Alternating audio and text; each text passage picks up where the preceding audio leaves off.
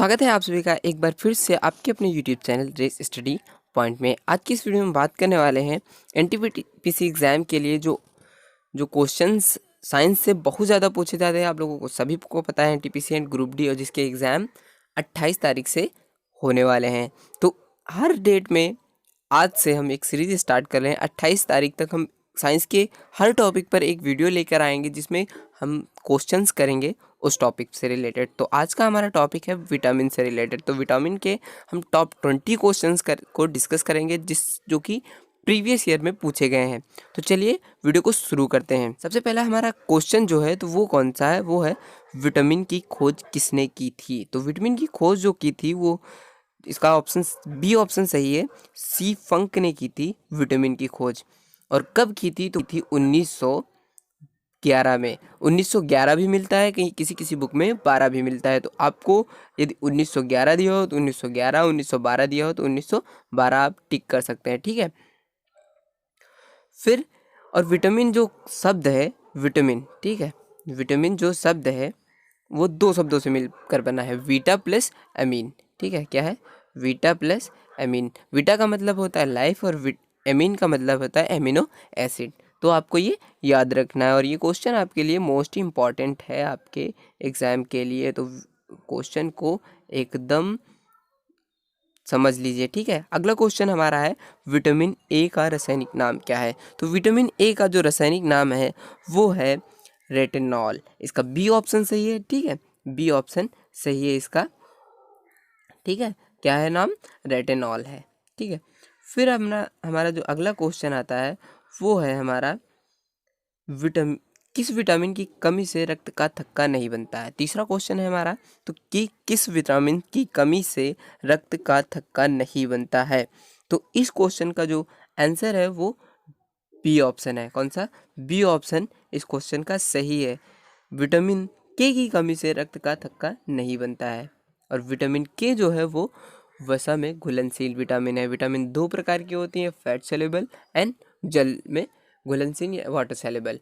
वसा में घुलनशील एंड जल में घुलनशील। तो वसा में घुलनशील कौन कौन सी विटामिन होती है, तो उसके लिए आपको याद रखना है एक वर्ड, कीड़ा, ठीक है, कीड़ा। क्या याद रखना है?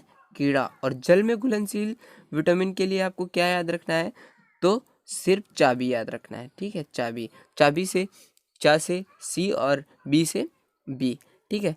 तो जल में घुलनशील विटामिन कौन सी है? बी और सी। और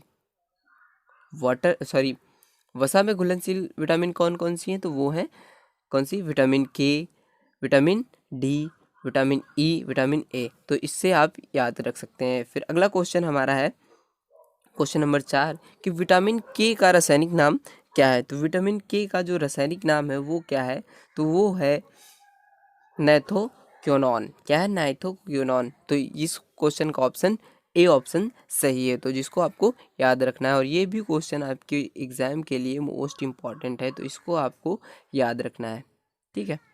फिर अगला क्वेश्चन हमारा जो है वो क्या कह रहा है, कह रहा है किस विटामिन की कमी से रतौंधी रोग बीमारी होती है, रतौंधी की बीमारी होती है, यानी कि नाइट ब्लाइंडनेस होता है। तो इस क्वेश्चन का जो आंसर है वो आंसर है ए। विटामिन ए की कमी से रतौंधी या नाइट ब्लाइंडनेस रोग होता है। तो ये भी क्वेश्चन आपके एग्ज़ाम के लिए मोस्ट इम्पॉर्टेंट है, तो इसको आपको याद रखना है। फिर अगला क्वेश्चन हमारा है 6 नंबर का, जो कि है विटामिन ए की खोज किसने की थी। तो विटामिन की खोज किसने की थी, तो वो मैंने बताया सी फंक ने की थी। किसने?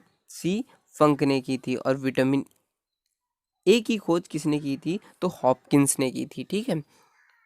किसने की थी? हॉपकिंस ने की थी। और अरस्तु की बात करें तो अरस्तु जो है तो बायोलॉजी के भी जनक कहे जाते हैं और कहे जाते हैं। तो ये आपको याद रखना है, इससे भी क्वेश्चन आपके लिए एग्जाम में बन जाता है। तो ये भी क्वेश्चन आपके लिए मोस्ट इम्पॉर्टेंट है, ठीक है। फिर अगला क्वेश्चन है 7 नंबर का कि किस विटामिन की कमी से वेरी वेरी रोग होता है। तो इस क्वेश्चन का जो आंसर है वो है विटामिन बी की कमी से। विटामिन बी की कमी से वेरी वेरी रोग होता है। और आपको इस अगला क्वेश्चन हमारा है, अगला क्वेश्चन क्या कह रहा है, बायोटीन किस विटामिन का रासायनिक नाम है।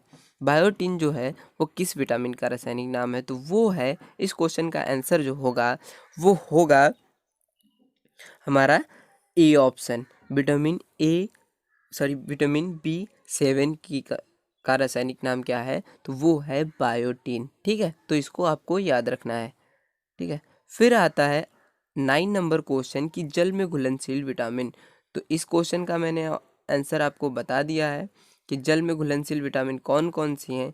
तो जल में घुलनशील विटामिन कौन कौन सी है? बी एंड सी। तो जिसको आपको याद रखना है, और ये क्वेश्चन आपकी एग्जाम के लिए मोस्ट इम्पॉर्टेंट है। ठीक है, अगला क्वेश्चन हमारा 10 नंबर का है, जो कि 10 नंबर का क्वेश्चन है। ये क्या कह रहा है? गोल्डन राइस में कौन सा विटामिन प्रचुर मात्रा में पाया जाता है? ठीक है, प्रचुर मात्रा में गोल्डन राइस में कौन सा विटामिन पाया जाता है? तो इस क्वेश्चन का जो आंसर होगा वो होगा विटामिन ए। ठीक है, विटामिन ए में, ए जो है गोल्डन राइस में प्रचुर मात्रा में पाया जाता है। तो ये भी क्वेश्चन आपके एग्जाम के लिए मोस्ट इम्पॉर्टेंट है, तो जिसको आपको याद रखना है। फिर अगला आता है 11 नंबर हमारा क्वेश्चन जो है वो 11 नंबर क्वेश्चन आता है। क्या बोल रहा है? वसा में घुलनशील विटामिन, जो कि मैंने पहले ही बता दिया है। तो इस क्वेश्चन का आंसर क्या हो जाएगा? वो हो जाएगा ये सभी। के भी वसा में घुलनशील है, ए भी है और डी भी है, और एक और कौन है? ई भी वसा में घुलनशील विटामिन है। ठीक है, फिर अगला क्वेश्चन हमारा आता है, विटामिन की खोज सी फंक ने कब की थी? तो जैसा कि मैंने बताया, सी फंक ने कब की थी? तो 1911 भी लिखा आता है आप किसी बुक में, और किसी में 12 भी आता है। तो आपको इसमें कंफ्यूज नहीं होना है। जो यदि आपके एग्ज़ाम में 11 और 12 दे दे तो आपको 11 क्लिक करना है। ठीक है, और यदि 12 दे तो 12 क्लिक करना है। ठीक है, तो ये किसी किसी बुक में डिफरेंट डिफरेंट लिखे हुए हैं, किसी में 11 लिखा हुआ है, किसी में 12, तो ये कंफ्यूज नहीं होना है। ठीक है, अगला क्वेश्चन हमारा है 13 नंबर का। 13 नंबर का क्वेश्चन क्या कह रहा है? क्वेश्चन कह रहा है किस विटामिन में कोबाल्ट पाया जाता है? तो सबसे ज़्यादा कोबाल्ट किस विटामिन में पाया जाता है? तो वो पाया जाता है विटामिन 12 में। विटामिन 12 में कोबाल्ट की मात्रा बहुत अधिक पाई जाती है। फिर आता है 14 नंबर का क्वेश्चन हमारा आता है, विटामिन ई का रासायनिक नाम क्या है? तो 14 नंबर का जो क्वेश्चन है इसका आंसर क्या है? तो है टोकोफेरॉल। क्या है? टोकोफेरॉल है विटामिन ई का रासायनिक नाम। और विटामिन ई जो है वो वसा में घुलनशील है। इसमें वसा में घुलनशील है। ठीक है, वसा में घुलनशील है। ठीक है, फिर आता है 15 नंबर का क्वेश्चन हमारा आता है कि किस विटामिन को सौर विटामिन कहा जाता है? तो इस क्वेश्चन का जो आंसर है तो वो आंसर है सी, विटामिन ई को सौर विटामिन कहा जाता है। ठीक है, तो ये भी एग्ज़ाम के लिए आपके बहुत इंपॉर्टेंट क्वेश्चन है, तो आपको याद रखना है। नेक्स्ट क्वेश्चन जो हमारा है 16 नंबर का। ठीक है, तो ये कौन सा है? स्कर्वी रोग किस विटामिन की कमी से होता है? तो स्कर्वी रोग है जो कि विटामिन सी की कमी से होता है।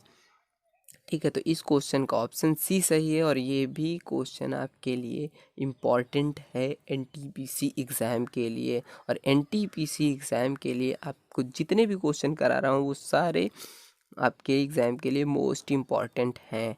अगर कौन सा है? वो है 17 नंबर का, ऑस्टोमलेशिया रोग किस विटामिन की कमी से होता है? तो ऑस्टोमलेशिया जो रोग है वो विटामिन डी की कमी से होता है। विटामिन डी के सोर्स क्या हैं? तो विटामिन डी आपका शरीर कहाँ से ले सकता है?